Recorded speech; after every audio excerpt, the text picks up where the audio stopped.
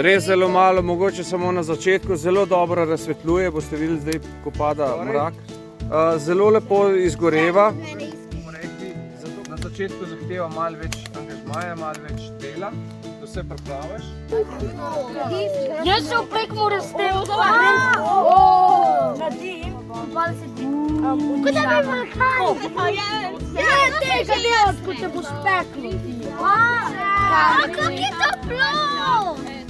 Ne, res se zvodni. Zlato se vam bo potreje posušilo. Bomo škola sam. Volta, tapo.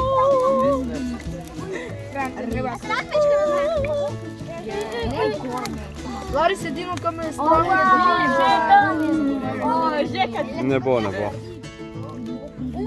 Sam ne preblizu stati, da se ne bi komu kaj izvrnili dol, ampak drugače pa kar stabilno vse skupaj. Sprav, to je ogenj, ki zelo malo, kadi?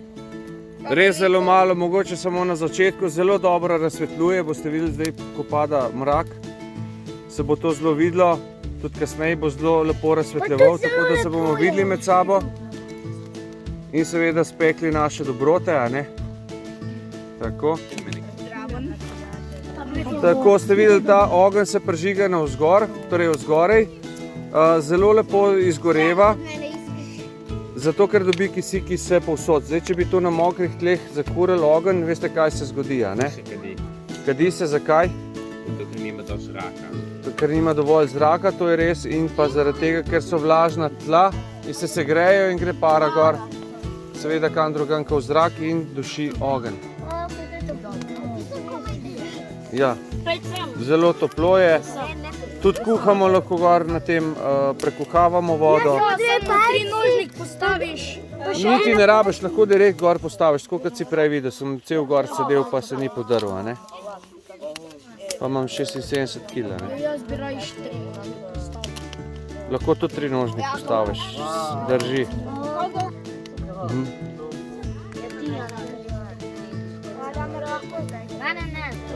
Pusti, veš, to hoče pokazati, se pravi ta ogenj.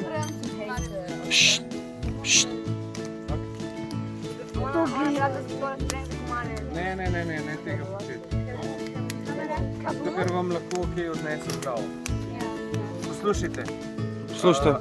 Ta ogenj, smo rekli, na začetku zahteva malo več angažmaja, malo več dela, da vse pripraviš, ampak potem pa, kakor vidite, se ga ne dotikamo več, ker od vrha navzdol lepo gori. Tako, rekli smo, da tukaj gor lahko postavimo tudi kakšno težjo posodo, postavimo gor in vidite, da se ogenj ne poruši in seveda naprej gori.